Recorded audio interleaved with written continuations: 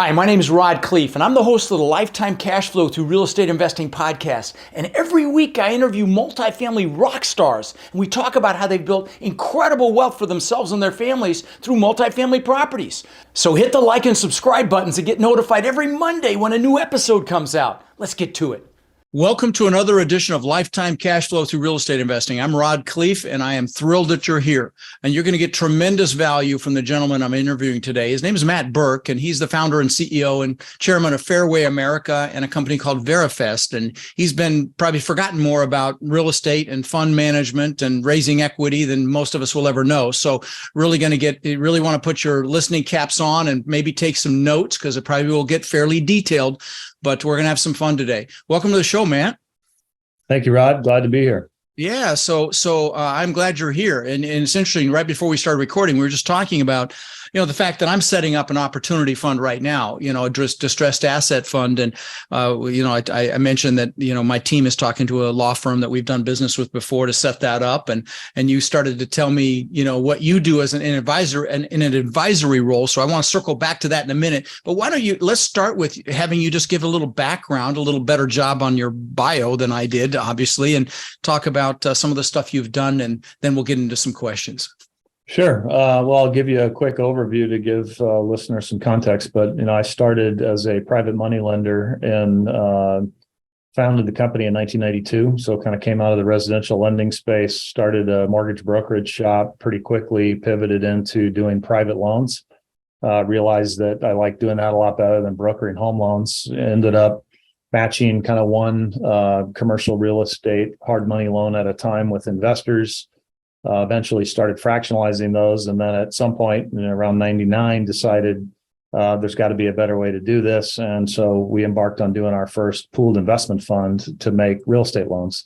Launched that fund in 99, 2000, made all the mistakes in the book, learned a lot from it, ended up doing, fund 1, 2, 3, 4, hit the downturn in the Great Recession, right? And then learned a lot of lessons about how to wind down a fund, what it was like to have leverage on that fund. And that first 10 years was really just a learning experience on how to run and deal with all the issues surrounding a fund. And coming out of that, Rod, in 2012 or so, I had a number of people coming to me saying, "Hey, Matt, I know you know quite a bit about funds, and I'm thinking about setting up a fund. What do you think about this? And what do you think about that? And what should I do here or there?" And after the fourth or fifth one, I said, as we wind down this fund and come out of the Great Recession, there's a lot of people out there that really would benefit from a lot of the things that we've learned. So we kind of launched an advisory practice and started doing advisory work for people who raise money from high net worth investors who want to run a real estate fund of some sort, whether that's a mortgage pool fund or a direct acquisition of real estate. We started doing work to help them structure that fund. Now, not the legal work, right? Because you need to get a lawyer and they need to represent you on the securities work and all that, but the business structuring and how all the things interplay with one another, because there's, it's not just the legal angle, right? You have the accounting angle, you have the origination angle, you have the capital raising angle, you have the asset management angle, and those all have to comport with each other. And so we learned along the way. And then since 2012, in the last 10 years, I've probably done 250 or more advisory engagements for real estate people around the country to help them set up their own pooled investment fund. We did that kind of as a strategy to meet a lot of people around the country that we could then invest in and alongside. And that's what Fairway America has done over the last 10 years, is really, use that as an origination platform for us to find people to do deals with. And along the way, people started saying, "Hey, I really need help doing the administration and figuring out how to do all the accounting and reporting in a pooled investment fund, because it's considerably more difficult than doing a single asset." Mm-hmm. And so we launched an advisory practice at Fairway back in 2014, which eventually grew to the point, Rod, that we split it off as a separate company. And that's what ended up becoming what Verivest is today, which is a service provider that does a lot of that advisory setup and back-end administration work. So that's a short version of a 30-year journey of, being in the high net worth investor, capital raising space for various real estate, endeavors. Yeah. Wow. Well, I know you also wrote a book called Capital Attraction, the Small Balance Real Estate Entrepreneur's Essential Guide to Raising Capital. and I'm assuming that is, oh no, that's capital raising. Got it. Okay. All right, good. Yeah. So, as I said, and we talked about this, I talked about a competing company that I talked to about administrating the fund that we're creating right now. And then I'm also talking to another portal that we've done business with before, kind of along the same lines. But let's talk, if you don't mind, let's talk about some of the, and just so you guys know, I mean, we're going, he talked really fast, and I know you're used to talking about doing a syndication for a particular asset. We've never talked about a pooled investment fund, which means basically if your eyes are crossed from this, it just means you're raising money for multiple investments, basically. And not even necessarily all the same asset class, but that's effectively it at a high level. But let's talk about some of the nuances with setting up, because I think a lot of people are going to be setting up funds. I think there's opportunity coming. Certainly in some of these operators that got bridge debt that are getting crushed in serious issues with having to get takeout financing or sell right now. And so, and I think it's going to get worse. And I don't know if you agree, but I think so too. Yeah. So there'll be opportunity, in other words. And so I think, there are other, a lot of large players thinking about doing funds right now. And again, I was mentioning to you, I'm doing one myself. So talk about some of the nuances, pitfalls, things to think about for the more sophisticated of you that are sitting here listening, that thinking that you may want to do a fund. Yeah, Rod, there's a lot for sure. Right. I think if I start at the high level, I think that people who have not run a fund before, I'll use an analogy that I use frequently, is it's a bit like having kids for the first time, which people who've had kids can appreciate this. You can babysit your niece and nephew, and you can read parenting books and go to parenting classes and all that, but you really don't know what it's like to have kids until you've actually done it.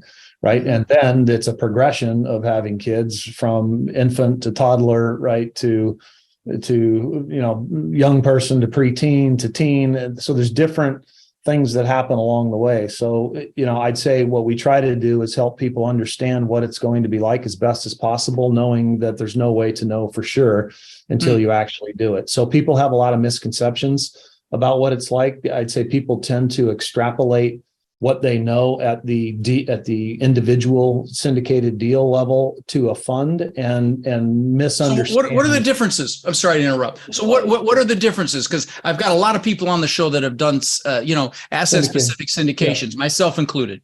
Yeah, well, in a fund, the money that comes into the fund is a combination. It's a mutual fund, right? It's like having 8 or 10 stocks. So the performance of that fund is the performance of all the individual transactions. Right. So the income and expenses that occur at the deal level all flow into an entity that is the fund. And then the fund has separate expenses associated with it: organizational costs, tax returns, administration costs, management fees, et cetera, right, that impact those returns. So modeling out the performance of a fund when you have deals coming in at various points in time and investors coming in at various points in time is foreign to the way that people think about a syndication. So there's a lot of things that you have to consider about how it works, that you can't just take a syndicated, spreadsheet, and set of projections and then extrapolate it onto a fund and think that somehow that's going to equate to what you're going to be able to deliver in the fund. So here's a question, because one of the things that was proposed to us by a competitor was setting up a fund that's kind of an evergreen fund, but it is asset specific, where it's not pool, where the fund assets, at least this is my limited brain capacity understanding of it, is that the assets are really separated, but you don't, in this case, you don't set up a new PPM every single time. Maybe you do a disclosure document. So you do an initial PPM, investors come in, but as each asset is brought in, it's just a disclosure document. And I got the impression they could be separated. Is that a structure as well? What you're describing, I believe, is like a series LLC, where you form a master LLC and then you form an individual. Yes, that can be done. It has its own nuances and challenges and limitations. And that's the thing about it, Rod, is there is no perfect vehicle. They all have strengths, weaknesses, trade-offs that you have to make. And I'd say people generally, they don't understand the trade-offs that they're making heading into it if you haven't done it before. And ultimately, that's where I feel the value is. Sure. And this is what you consult on is just the structures and the nuances and how to market it, how to facilitate it, how to handle the accounting, the posting and all that. And I know you've got a resource with your portal, that Veritas, to facilitate that. So I don't know, God, I was going. Yeah. And among other things, Rod, it's like, should it be open-ended? Should it be closed-ended? Why? Right. And it varies depending on a person's asset strategy. How broad or how narrow should the asset strategy be? Should you include both equity and debt in there? If so, what are the accounting ramifications? How do you determine the share price that somebody's paying for the acquisition of those units? Should you have debt and leverage at the fund level in addition to the asset level? Yes or no? I mean, a lot of that really boils down to what the entrepreneur is doing, what kind of deals they're doing, drive and dictate the appropriate structure. And it's very, very common that they mix that up, right? They create a structure that's inappropriate for the type of assets that they're doing. Really, really interesting. Well, of course, we're talking multifamily value add for the most part in my audience. And I don't know if that needs to be defined any differently than how I just defined it for what you just said. But I know one thing, and those of you may be listening, watching, thinking, yeah, I'm gonna. Maybe you're newer and you're getting into this business. Don't even think about doing a fund if you don't have a track record. You're never going to raise money with a non-asset specific fund. You have to start with deal specific fund, syndications to get started, and most likely have returned some money to go out there and do a fund so you can have a proven track record. Do you agree with what I just said? I agree 100%. I'd say people, if you don't have a sufficient volume of deal transaction and you don't have enough, time and scars under your belt, you should absolutely not be thinking about doing a fund until you've done some number of syndications and your shop is sophisticated and experienced enough to be in a position where you actually want to embark on it. And we haven't even talked about the differences between raising capital one deal at a time, where the investors actually know which asset and what the economic characteristics are of that asset, versus coming into a blind pool fund where they're relying on the manager to make those judgments on their behalf and having no control over it whatsoever. Yeah. So yes, I agree with you 100%. Blind pool is much more difficult. Now, I mean, back to my comment about this other fund structure that was proposed to us, recently, where it's really just like an evergreen fund, and it's like this, like you said, a series, LLC series in a fashion where you just bring an asset in at a time, and you're actually marketing. You can actually market that asset where people can get their money in ahead of that, obviously, but. Does that strategy have merit? Does that sound like something? I would tell you that I have seen a very small handful of people run those successfully. Why do you think that is? I think it's another layer of complexity that is difficult for most people to grasp, and it becomes challenging to sell and to administer and to manage, versus just doing it in a typical asset specific basis. Yeah. So I would say more often than not, Rod, I'd say either people are doing them on a syndicated one at a time basis, which people can scale, quite large, doing it that way and never go to a fund, or you're doing it then in a closed-ended fund basis where you have some number of deals in for a finite period of time, especially in multifamily value add. It's almost certainly going to be a closed-ended fund for call it a 4 to 5 year time frame, and then another couple year extension to be able to pay them back and so forth. So, and a lot of people run both funds and syndications, right? There's nothing that says you have to do everything, in one or. Okay. And so let's, if you don't mind, talk to me about how you would influence an investor to invest in, say, one of these closed-ended funds, because that's probably more relative to my audience. A closed-ended fund where you're gonna do it for, like you say, 4 or 5 years, so you're able to, I don't know, quasi do a pro forma in some fashion. I suppose it's still going to be very, very loosey-goosey because you don't even know the assets yet. But can you speak to how you would market that kind of an entity? Yeah, and I would say, to use the word influence, I'd say my approach to investors will always be the same, which is to first understand what it is that they're trying to achieve and accomplish. And only if it made sense that the fund was an appropriate vehicle for what they're trying to do would I, go that direction. But fundamentally, the biggest difference between a fund and a single asset syndication is you get some diversification. across multiple assets, so that if you happen to pick, because I mean, statistically speaking, right? And this is a broad generalization, Rod, but if you do 10 deals, a few of them are going to maybe hit a home run if we're fortunate. A few of them are going to be some doubles, and one or two of them not going to work out so well. Right. And you might even lose some money if, depending on market conditions and how you financed it and a variety of other things. If you happen to be in that one deal that didn't do so well as an investor, right, you're stuck in that one deal. In a fund, you have the ability to spread it across multiple deals, and theoretically get some diversification. A lot of that depends on, how good is the manager. I mean, the operator. Yeah. So the operator is, in my mind, from an investor perspective, first and foremost, in a fund, you're underwriting the operator. Right. You start there, and you're not looking so much at each individual deal. Obviously, you want somebody with a track record, but you don't have any choice as the investor on what they're going to invest in. Right. You need to know what their strategy is so that you have a big picture. Here's the sandbox we're going to play in, right? But you don't know which exact toy they're going to, purchase and bring in, to use a bad analogy. So diversification is the biggest thing from an investor perspective. Okay.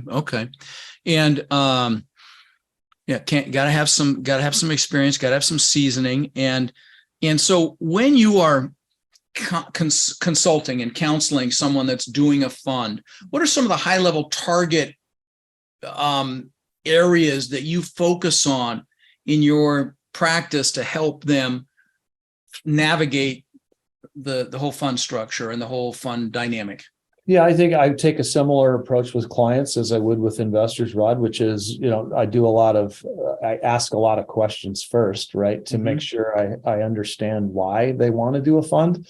And I would say more often than not, statistically, I would encourage people not to do it, because I would say that the reasons they have for doing it are myths and misconceptions, right? So if I narrow it down to somebody who says, okay, and then they, depending on how they answer the questions, then my objective is to steer them towards something that gives them the best chance of being successful, right? Based on their combination of the kind of deals they do, the amount of money they need to raise, the frequency and the velocity of those assets, what their investor base is historically, where they expect to raise the money from, right? And then coach and guide them to set something up that maximizes their chances of actually being successful with that fund.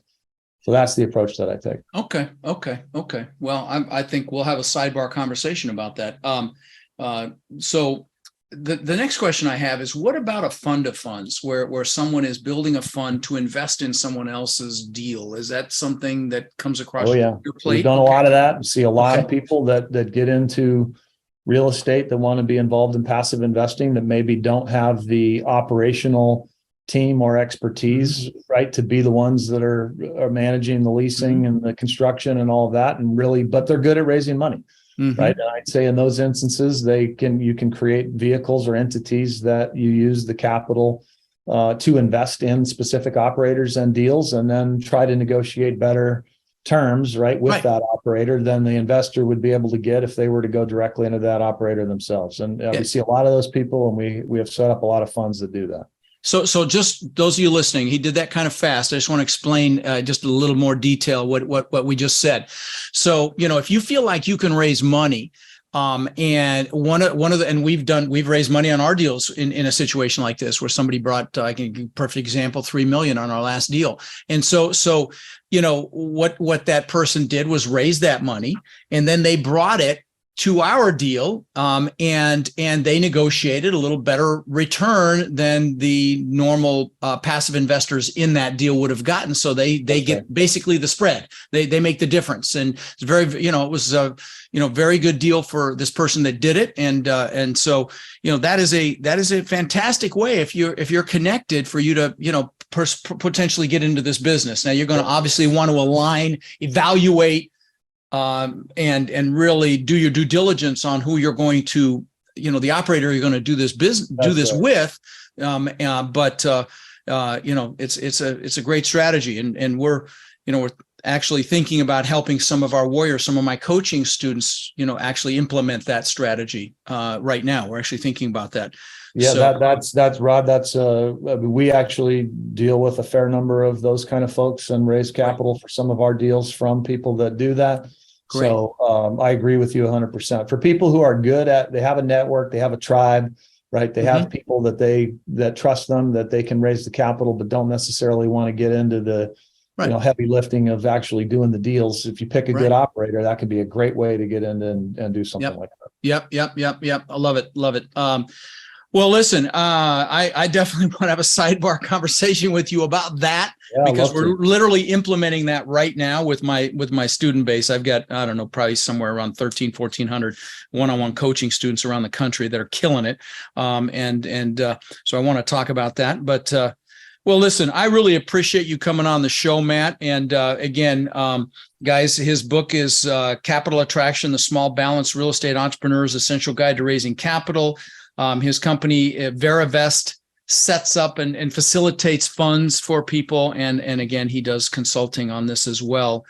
Was there any question you wish I'd asked before we cut loose here? Because no, you did a great job. There's so much we could talk about, right? But a quick note on the fund builder is Verivest is about to launch a product that automates that process, Rod. So a lot of people who are getting started and want to set up an entity, just complete automation where you can go from not having an entity to having the entity and be ready to raise very quickly. And so we're trying to bring technology to that process that we've done offline for years. So, that's something we got coming up that we're excited about. Very cool. Well, listen, it's very much a pleasure to meet you. And I appreciate you coming on and sharing some wisdom today, my friend. Yeah, sounds good. And look forward to chatting with you offline. Absolutely. Thanks for having me. Thank you. Rod, I know a lot of our listeners are wanting to take their multifamily investing business to the next level. Now, I know you've been hard at work helping our Warrior students do just that using our ACT methodology, which is awareness, close, and transform. Can you explain to the listeners how they can get our help? You bet. Guys, we've been going nonstop for 3 years, building an amazing community of like-minded people. And our coaching students, which we call our Warriors, have had extraordinary results. They've purchased thousands and thousands of units. And last year, we did over 1,000 units with our students. And we're looking to grow this group and take it to the next level. We're looking for people who want to follow a proven framework that's really step by step, and then leverage our systems and network to raise equity, to find and close deals, and to build partnerships nationwide. Now, our Warrior community is finding success in any market cycle. So if you're interested in finding out more about how you can become more of our incredible network and take advantage of the incredible opportunities that are coming very soon, apply to work with us at mentorwithrod.com or text CRUSH to 72345, and we'll set up a call so you can check us out and we can check you out. That's mentorwithrod.com or text CRUSH to 72345.